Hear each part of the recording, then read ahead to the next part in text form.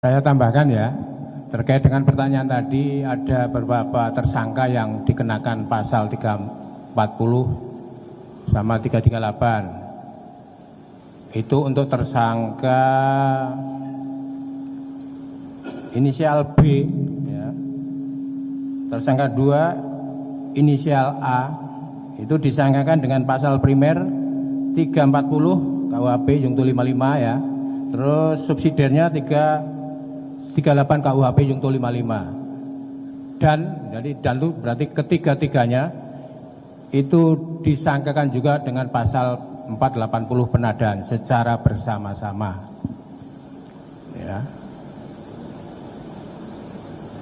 Terus terkait dengan pidana tambahan, nanti akan dilihat kualitas dari perbuatan di antara tiga ini, ya.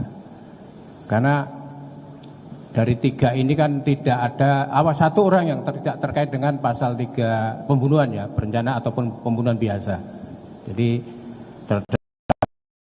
nama R itu kena pasal 480 terkait dari rekonstruksi kemarin tidak ada di lokasi kejadian. Jadi begitu kejadian itu yang saya gambarkan. Nanti di persidangan akan terungkap secara terang benderang. Saya kira begitu. Jin. Jelas ya, jadi saya katakan tadi nanti di persidangan akan lebih gamblang.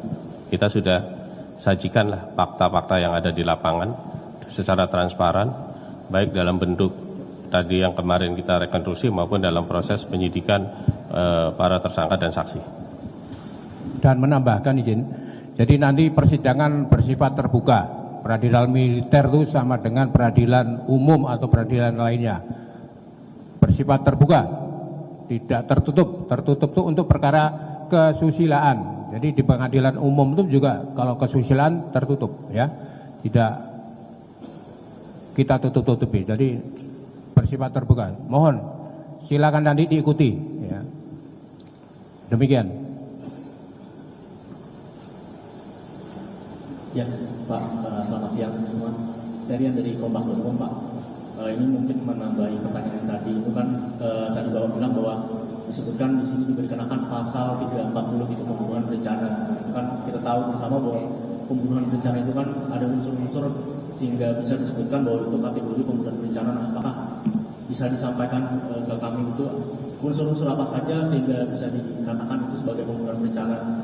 Lalu yang kedua mungkin ini kita tahu Bapak Kasal sampai sekarang kan belum memberikan statement terkait penanganan kasus itu. Sepertinya sebetulnya yang ingin kita tahu itu seperti apa atensi khusus dari Bapak Kasal mengenai kasus ini. Itu saja sih Pak, terima kasih. Jadi ininya klausul pembunuhan berencana itu adalah tersangka itu ada jeda waktu untuk berpikir. Ya, dari hasil tersangka maupun saksi, di situ ada jeda. Ketika pembunuhan biasa itu tersangka ini tidak ada jeda untuk berpikir. Ini ada jeda untuk berpikir. Ya, itu klausul diantaranya. Jadi kalau nanti dalam satu persidangan lah itu akan jelas pasal yang mana yang jelas bahwa Komit Angkatan Laut dan ini menjadi satu atensi Bapak Kasal. Kenapa kasus yang begitu besar Puspomal menyelesaikan cukup singkat menurut saya. Ya, tidak ada 1 bulan di kasus besar itu. Kenapa? Di antaranya adalah atensi pimpinan TNI Angkatan Laut untuk segera selesaikan kasus ini dengan secepat-cepatnya dan transparan. Itu atensi dari beliau. Makasih.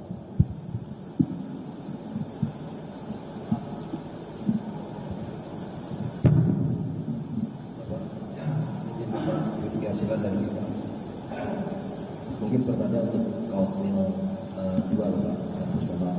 Kalau hari ini kita menyerahkan tersangka dan berita acara kepada Kautmil 2, mungkin bisa dijelaskan tahapan berikutnya. Apakah setelah ini langsung persidangan atau butuh waktu menuju persidangan kemudian? Terima kasih. Terima kasih. Kemudian kami jawab dan Komandan. Jadi hari ini rencana berkas akan serahkan ke Auditorat 207 Jakarta. Selanjutnya kami sudah menghitung kira-kira 2 minggu. Nanti akan kami teliti ya, hari ini kami teliti 2 minggu mungkin sudah selesai. Ya, SPH Bapat akan kami kirim ke Papra.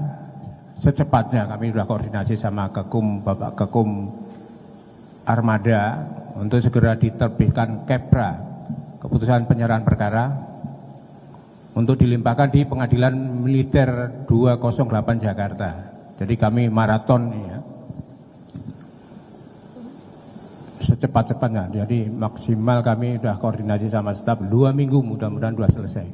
Di kami ya, di auditorat ya, nanti persidangannya kami sudah koordinasi sama Pengadilan Militer untuk dipercepat